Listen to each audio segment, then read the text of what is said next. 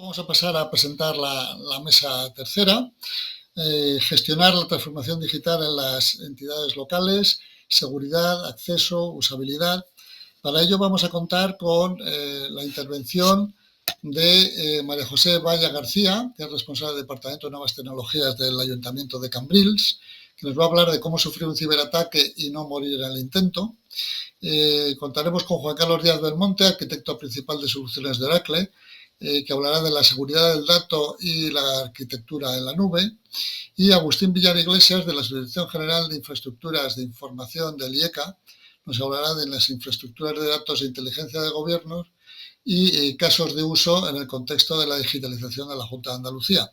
Pues para aprovechar el tiempo vamos a escuchar a María José Valla y vamos a ver esa experiencia que en el mundo de la seguridad, que vamos a tocar especialmente en esta mesa, como esa gestión importante que hay que hacer, pues nos va a contar. Así que adelante, María José, cuando quieras. Hola, buenos días a todos. Antes de empezar quería dar las gracias a la organización por poder participar en un evento como este de gran visibilidad y que se haya tenido en consideración la participación del Ayuntamiento de Cambrils y en particular de mi persona. Para empezar os voy a contar que nos ocurrió hace exactamente un año en nuestro ayuntamiento, a expensas de faltar ahora un par de días. Ocurrió de manera precisa el día 22 de diciembre del año 2020, un día tan importante en este país como es el Día de la Lotería Nacional, y en este caso podemos decir que a nosotros nos tocó la lotería, pero no la que todos esperamos y deseamos.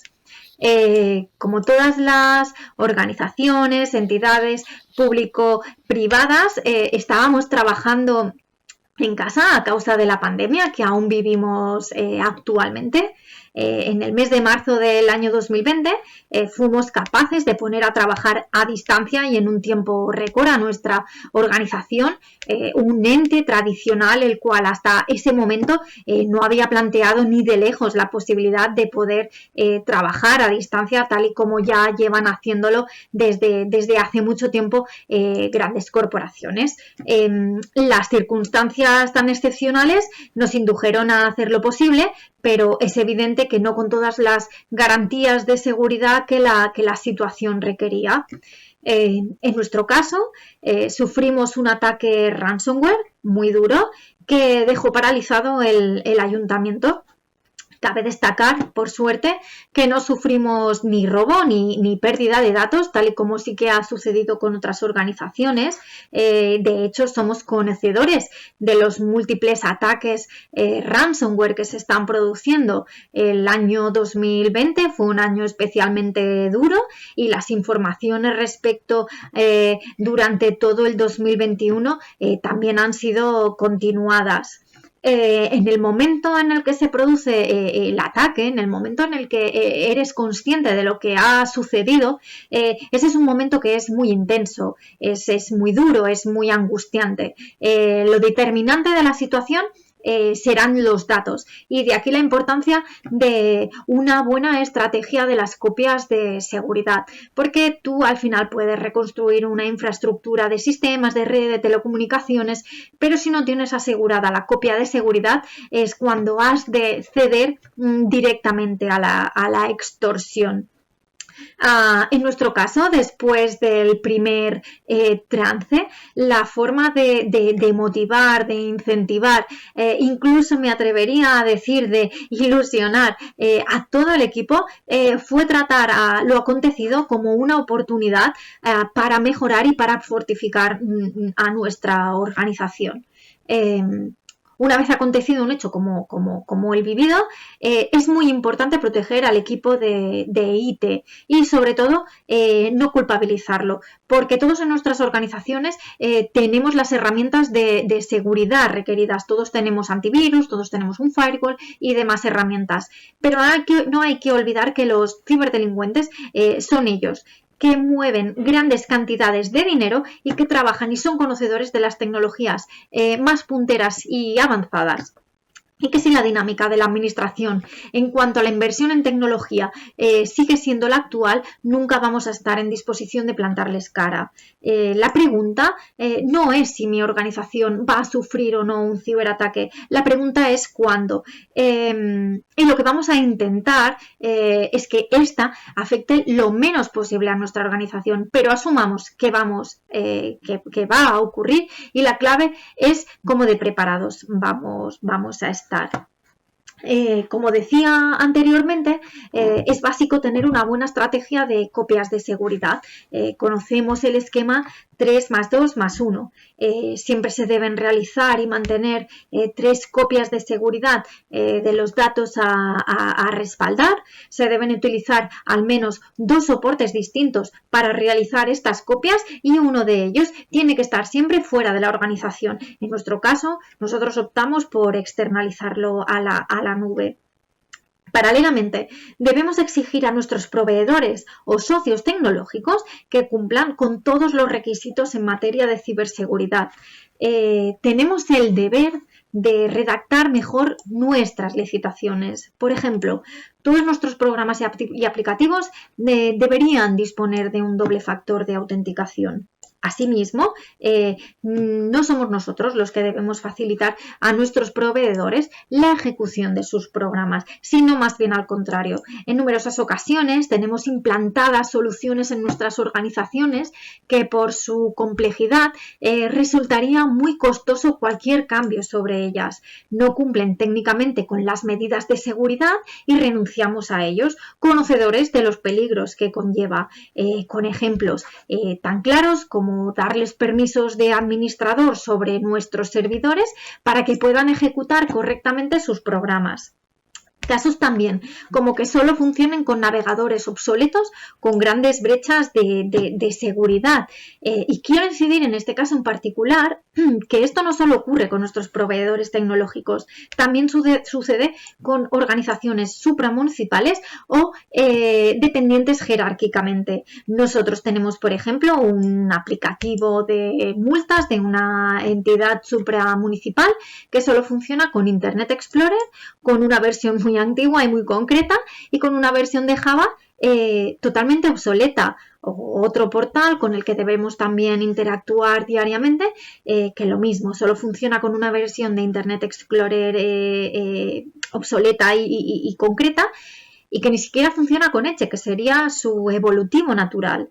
La conclusión es que no deberíamos permitírselo a nuestros proveedores de tecnología, pero que en nuestras administraciones públicas no debería ni siquiera darse el caso.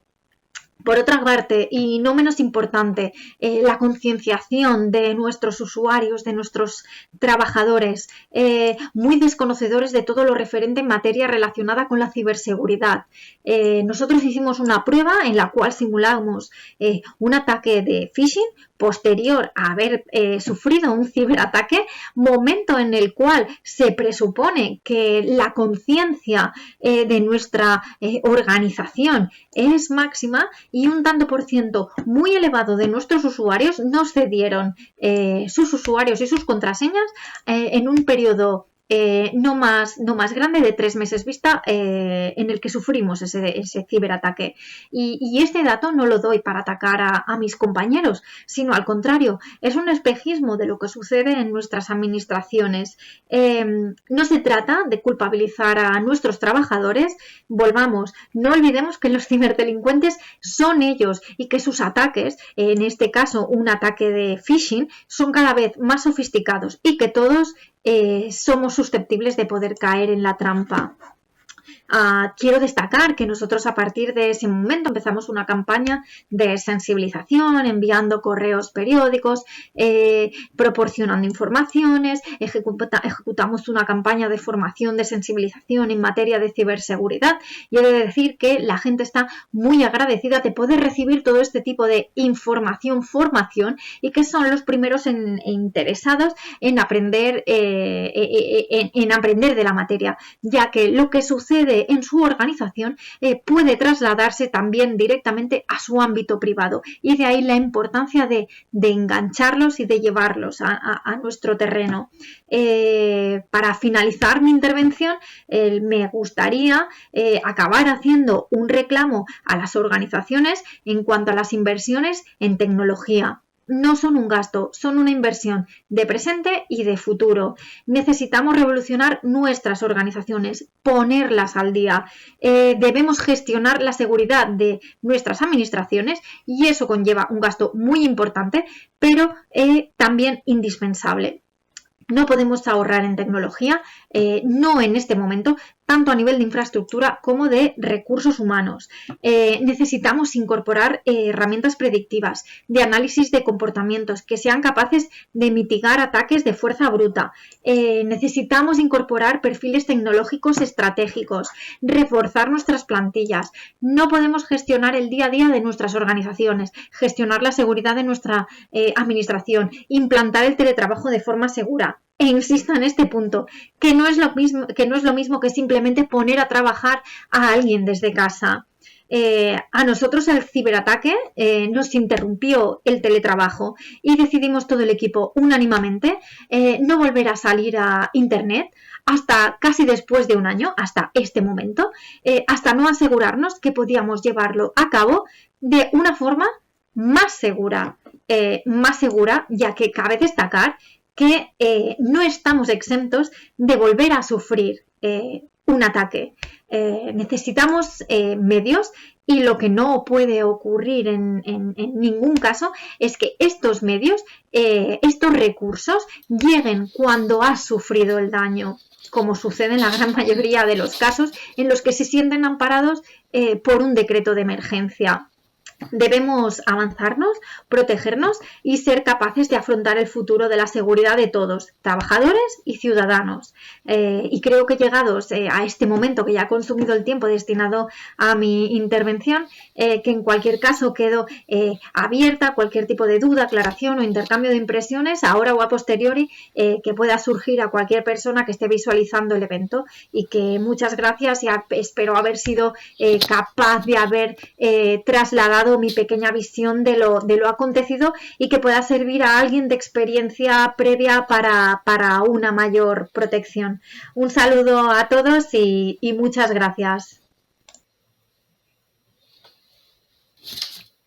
Muchísimas gracias, María José. Realmente una experiencia que conviertes un problema en una oportunidad de concienciar a la gente y a otras administraciones de la importancia de esta seguridad, y esas recomendaciones que nos hacías en tu intervención, pues yo creo que habrá que apuntarlas, tomar nota y trasladarlas a todo nuestro público. Muchísimas gracias, María José.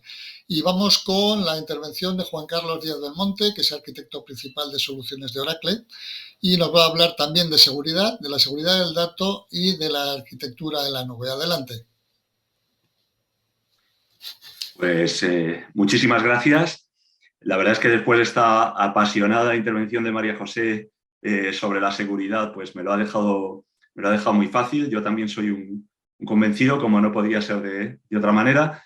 Y bueno, simplemente hay una pequeña presentación que quería compartir con vosotros orientada a la seguridad del dato, en la cual, bueno, muchas de las cosas que acabamos de oír, pues simplemente se trataría de un pequeño repaso. Aquí veis el clásico cilindro del dato con el que pintamos siempre esto de las bases de datos, nuestra información más valiosa. ¿Por dónde nos pueden atacar? ¿Por dónde nos puede atacar un hacker que no tiene por qué ser una persona muy sofisticada, sino cualquiera que sepa navegar por Internet y le interese el tema? Pues hemos visto un caso muy claro cuando hablamos de los administradores, ¿no? Los administradores de estas máquinas, de este hardware, de este sistema operativo, tienen a veces unos privilegios exagerados sobre aquello que deberían hacer, o no son auditados convenientemente. Este es un punto clave de ataque para un hacker. Lógicamente, las aplicaciones que son las que leen estos datos, pues pueden ser también atacadas, o bien atacando al usuario, y aquí pues María José nos ha comentado cómo es fácil mediante ingeniería social hacernos con las claves de acceso, y no deberíamos basarnos solo en claves, sino que tendría que haber al menos un segundo factor de autenticación para poder entrar en los sistemas, o bien el propio aplicativo está construido de aquella manera en el cual, pues, en los parámetros de entrada, donde yo a lo mejor tengo que meter mi DNI para obtener un determinado formulario, pues no está lo suficientemente bien construida la aplicación y acabo viendo, pues los datos de otras personas. ¿A quién no le ha ocurrido esto, ¿no? Un ataque de inyección SQL, que se llamaría, también nos puede hacer que obtengamos muchísima información del sistema final. Podemos, como veis a la izquierda, también esnifar, fisgar qué está pasando por la red. Normalmente esto está cifrado, debería ir seguro, pero bueno, hay ocasiones en las que no. Los sistemas informáticos, además, pues no dejan de ser al final electrónica, con discos, con copias, con backups de seguridad. Y bueno, pues un robo de un disco, un robo de una copia de seguridad, si no está cifrado, pues tenemos un problema, porque nos encontramos con que podemos haber perdido datos personales, y sabéis que el Reglamento General de Protección de Datos pues, nos obliga a comunicarle al interesado final que esos datos pues, se han extraviado. Es un problema grande. Y es que incluso si securizamos todo nuestro sistema, pero no tenemos cuidado con las copias de desarrollo, de test, bueno, los datos proliferan, tienen tendencia a replicarse, es muy sencillo hacer una copia y de pronto me encuentro con datos de test de producción que son datos personales y esos no los tengo securizados. Un problema que hay que mitigar y gestionar. Ya por último, pues un hacker se dedicaría a buscar vulnerabilidades del Java, del navegador, de la base de datos para intentar acceder a la información, pero muchas veces no tiene ni que llegar a eso porque todas las barreras anteriores que a veces son sencillas de configurar, pues no se han configurado y nos encontramos con que nuestro sistema no está lo suficientemente bien protegido. Entonces, yo os voy a hablar desde un punto de vista muy básico a nivel de la base de datos de Oracle, tanto en local como en la nube, qué cosas podríamos hacer. Si pasamos a la siguiente transparencia, pues os voy a comentar en qué ámbitos nos movemos para mitigar todo esto. Porque garantizar 100%, teniendo en cuenta que esto es una cuestión no solo de tecnología, sino de organizaciones y de procesos, pues sería faltar a la verdad. No existe un botón que te dé la seguridad 100%, sí que existen capas que os van a ayudar. Entonces, en primer lugar, debajo de este cilindrito de la base de datos veis una cosa que pone cifrado transparente. Esto es algo que en la nube ya está por defecto y es la capacidad de que nuestros datos pues estén cifrados. Así nos garantizamos que sin tocar las aplicaciones, de ahí lo de transparente, pues si alguien accede por debajo al disco o a la máquina o incluso a los backups que ya irían cifrados por defecto, pues esto está protegido. Esto es muy importante.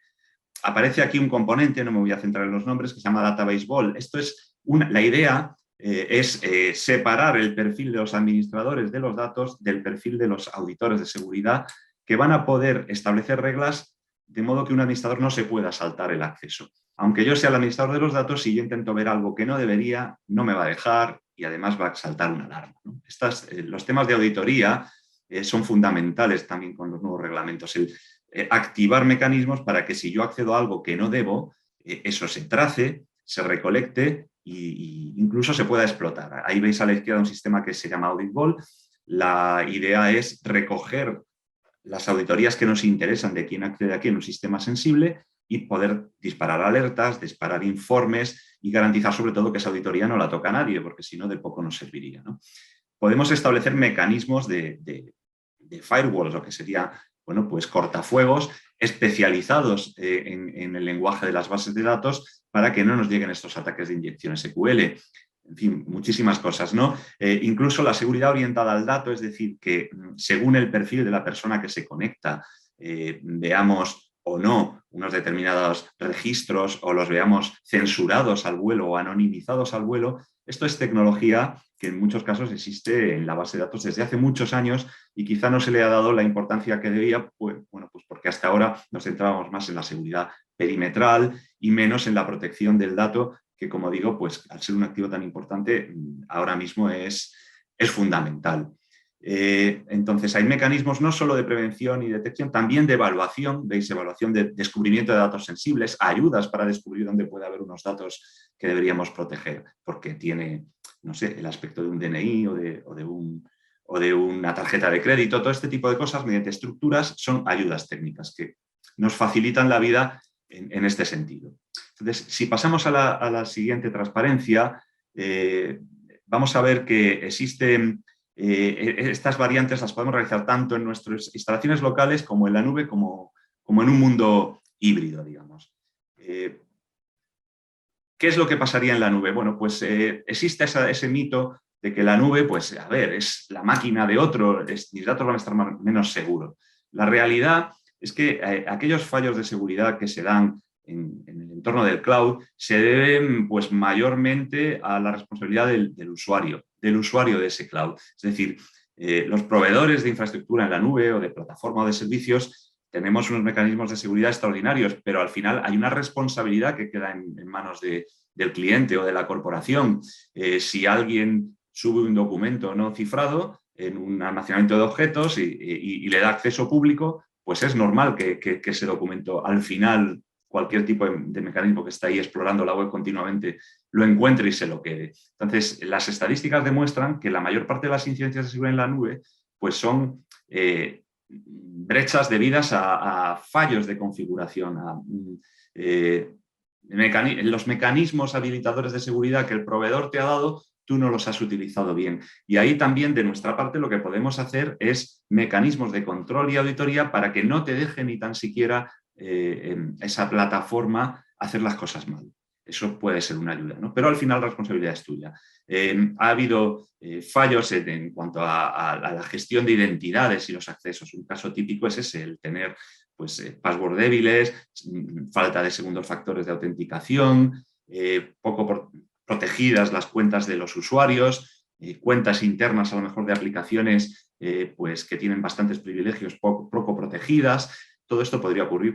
Fundamentalmente pues, son los ataques desde dentro los que a veces pasan más desapercibidos. No es tanto el hacker que se conecta desde un país extraño, sino pues alguna persona descontenta o algo que simplemente curiosidad, ¿no? Puede alguien acceder y mirar algo que no debiera. Entonces, como digo, pasando al mundo de la nube, y con esto si pasamos a la siguiente transparencia, os contamos nuestra visión desde Oracle, que es la misma que la de otros proveedores. Aquí realmente la idea es que en función de lo que se contrata, sea una simple infraestructura, lo que aparece ahí como IaaS, ¿no? Infrastructure as a Service, donde como poco vamos a tener que hacer mucho trabajo porque Oracle o quien sea nos va a poner los servidores, la red, etcétera, a lo que sería la plataforma, donde ya estamos en un paso más y el proveedor se va a encargar de la gestión, pues en este caso de la base de datos, incluso de su gestión autónoma, que es algo diferencial en Oracle, ¿no? El que no haya que ocuparse de los parcheados de seguridad ni de su administración, etcétera, o al propio aplicativo, siempre va a haber una parte de responsabilidad del cliente. Y Gartner, pues aquí estima, lo estáis viendo, que la mayoría de las empresas que tengan fallos de seguridad en el futuro, pues va a ser por fallos del cliente. Y esto es lógico porque al final esto es una cuestión de economía de escala. Un proveedor en la nube puede tener un centro de proceso de datos, lo puede tener en Europa con todas las garantías o en Madrid o en España, ¿no? Como va a ser el caso de la región de Oracle, pero al final la última palabra en el último acceso, el último control lo va a tener el usuario final. Entonces, ¿dónde podemos mejorar o ayudarle? Pues facilitándole la vida para que no tenga que ser un experto en seguridad para configurar todo esto y para que la mayor parte de lo que está ahí esté por defecto. Entonces, si pasamos al último slide, y así vamos ganando un poquito de tiempo porque llevamos algo de retraso en la presentación, aquí veis una serie de servicios que no voy a enumerar porque son muchísimos, con los cuales pues, os podríamos facilitar la vida en todos estos ámbitos que hemos gestionado. Desde la identidad, ¿sí?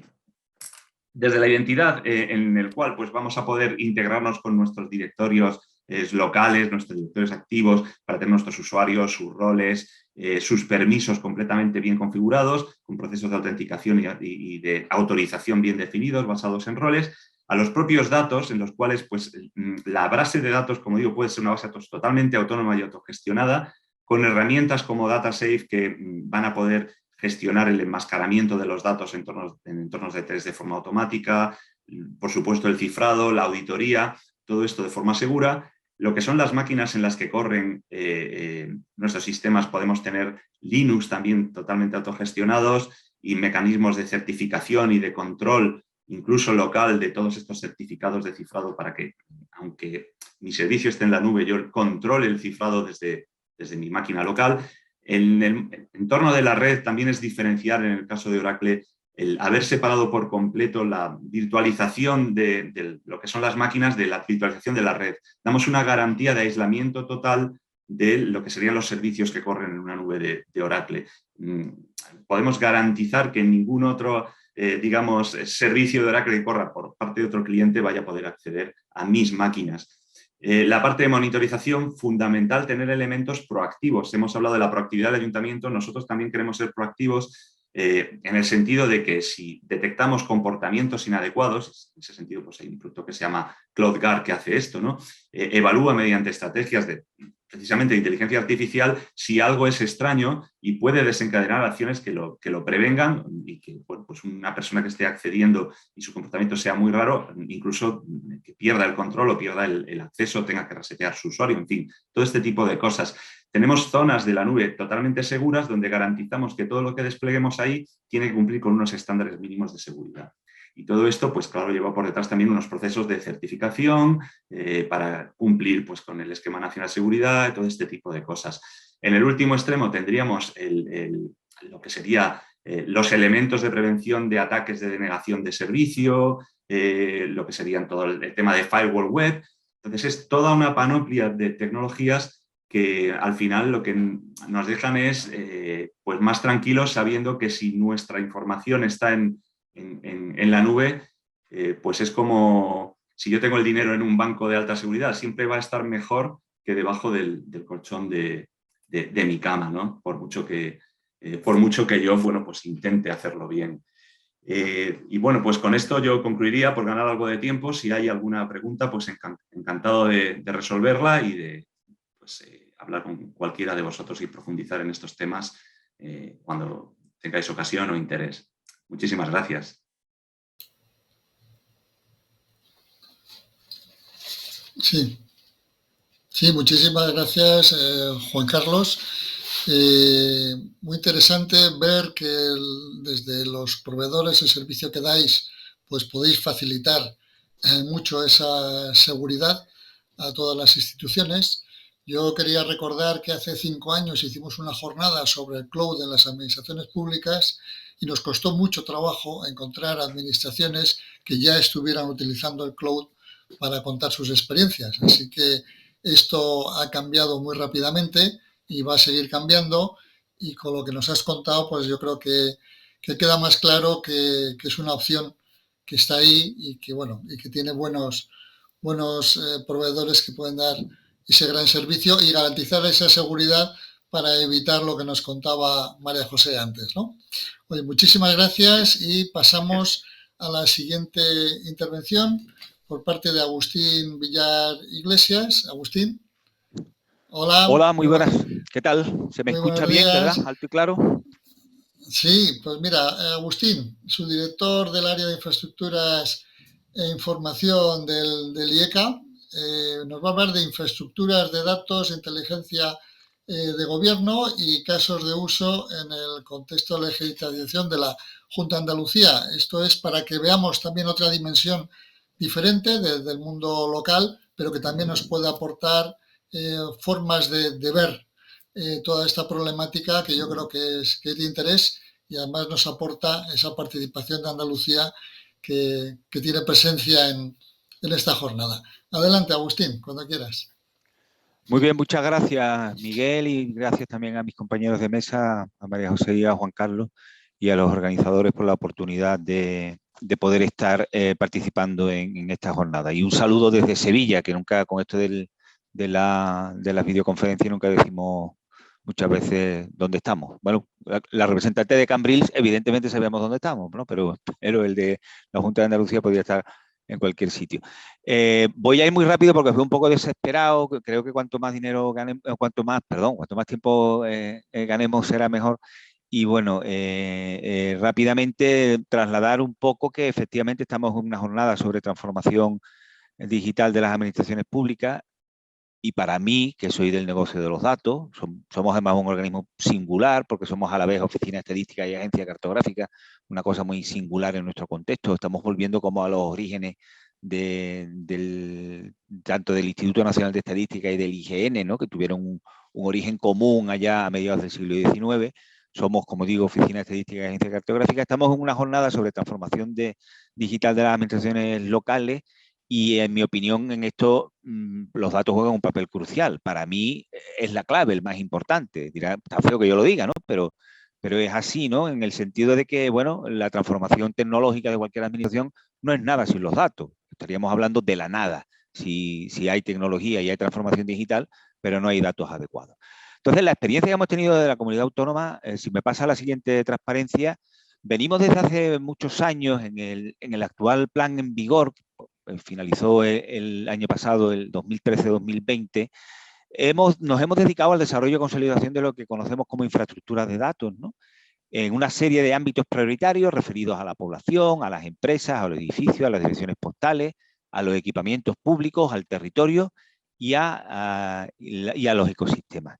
Y a partir de eso que hemos venido llamando infraestructuras de datos, se ha ido propiciando en esta casi lustro y medio pues la capacidad de integrar datos estadísticos y geoespaciales del conjunto de lo que nosotros llamamos el Sistema Estadístico y Cartográfico de Andalucía, es decir, de nuestras consejerías, de nuestros organismos en general, y está ofreciendo la capacidad de ofrecer a su vez nuevas capacidades a la hora de ofrecer servicios. Todo este proceso se ha visto favorecido, y esa flecha que ven ustedes ahí abajo, por la creación de la infraestructura de datos espaciales de Andalucía y su alianza con los tecnólogos de la Junta de Andalucía a través de lo que conocemos el SIC corporativo. ¿Qué hemos conseguido? Fortalecer capacidades analíticas que, sumado a la inteligencia de gobierno, nos permiten acelerar el proceso y el desarrollo de la administración electrónica. El plan vigente, paso la transferencia rápidamente, que está ahora mismo en tramitación parlamentaria. Nosotros tenemos, nuestro plan se aprueba cada 5 años por ley del Parlamento de Andalucía, y el plan estadístico y cartográfico que tenemos ahora en trámite parlamentario sí consolida esa idea general de 2 conceptos claves en esta presentación. Uno es el de la inteligencia de gobierno, que se entiende como la capacidad de apoyo para las decisiones públicas, participación en el diseño e implementación de los sistemas de información y en los servicios de inteligencia. Y si pasa a la siguiente transparencia, por favor, inteligencia de gobierno, que era de lo que estaba hablando, siguiente transparencia.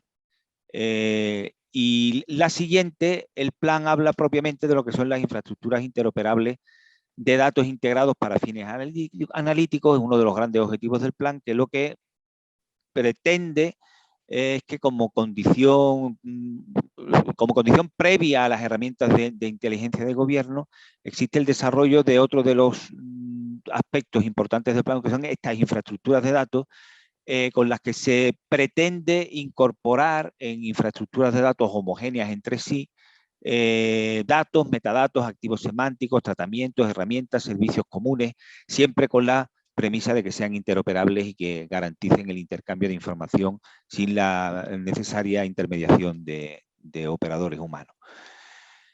En estos últimos meses, y coincidiendo con la tramitación de este citado plan, que como digo, lo tenemos en el Parlamento, si pasa a la siguiente transparencia, hemos desarrollado una serie de proyectos, de inteligencia de gobierno, que son playas seguras de Andalucía, caracterización de los espacios productivos de Andalucía, el asistente para la comprobación de valores catastrales y la gestión del conocimiento de la estrategia del reto demográfico. Playa Segura de Andalucía, que se ha hecho de la mano de las corporaciones locales y de la Dirección General de Protección Civil, consiste básicamente en un proyecto a la gestión de la seguridad de las playas en Andalucía, que se inauguró además en el contexto de la desescalada del final de la primera oleada de la pandemia y que coincidió con el inicio de la etapa estival del año pasado, y que a lo largo, en esta campaña también ha tenido efecto, y básicamente lo que pretendemos controlar es, por medio de un visor web, pues todas aquellas necesidades que tiene la seguridad en las playas. Entre otras cosas tan simples, gestionar de forma centralizada, por ponerles algún ejemplo, de cuál es el estado de la bandera, si amarilla, verde o roja en cada una de las playas del litoral andaluz. El siguiente es el de la caracterización de los espacios productivos de Andalucía, cuyo principal objetivo es la identificación y caracterización en función de la actividad económica de todos los espacios productivos existentes en nuestra comunidad autónoma, construyendo una infraestructura de datos con la geometría de esos espacios productivos, lo que comúnmente se conocen polígonos industriales.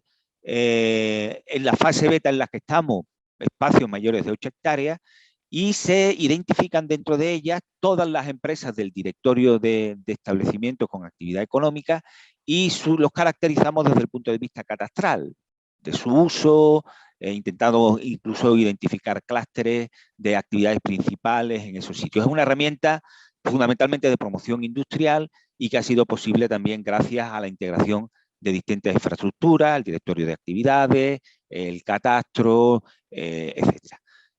Siguiente transparencia, importante destacarles un asistente para la comprobación de valores catastrales, que se trata de una herramienta gráfica que permite la descarga de información de origen catastral y tributario en una determinada zona para evitar el fraude en la compraventa de inmuebles, una herramienta al servicio de la Agencia Tributaria de Andalucía y que permite hacer un seguimiento de las labores de inspección, en el que también efectivamente se han integrado distintas infraestructuras de datos, las catastrales, las propias fiscales, de liquidación del impuesto que tiene la comunidad autónoma, que permite tener una herramienta útil para la toma de decisiones diarias en la gestión de la inspección del impuesto de transmisiones. Y por último, el de la gestión del conocimiento de la estrategia del reto demográfico, que es un proyecto que gestiona la información de base para el conocimiento de la realidad territorial del fenómeno de la despoblación, que no es especialmente grave en Andalucía, pero que sí empieza a preocuparle al gobierno andaluz.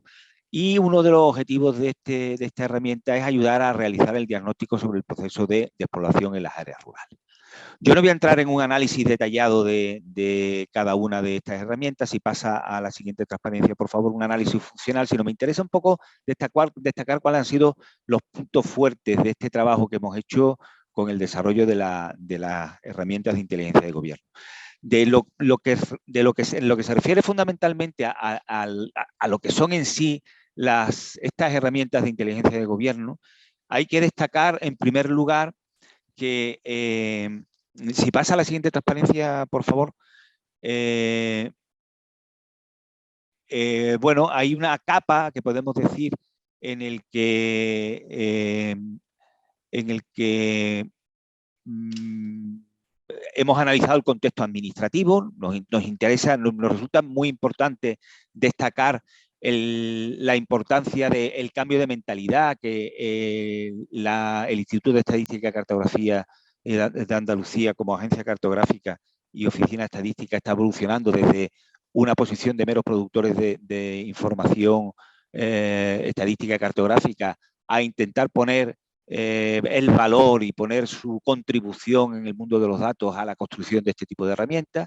Importante también en este contexto, en el contexto administrativo, la alianza estratégica que en Andalucía hemos tenido con la Agencia Digital de Andalucía, que se creó hace un año y en el que se ha establecido una colaboración estratégica con el Instituto de Estadística y Cartografía para el desarrollo de este tipo de actividades, y que detrás de cada uno de estos proyectos el protagonismo fundamental lo tienen aquellas organizaciones que toman la iniciativa. Es el caso del 112 en Playa Segura, o es el caso de la Agencia Tributaria en el caso de la herramienta relacionada con las valoraciones, y en el que han participado también organismos muy diferentes desde pues no sé, la Federación Andaluza de Municipios y Provincias a la hora de determinar, gracias a su intermediación, las direcciones postales en los callejeros, o el propio Colegio de Ingenieros que ha participado en algunos proyectos como el de espacios productivos.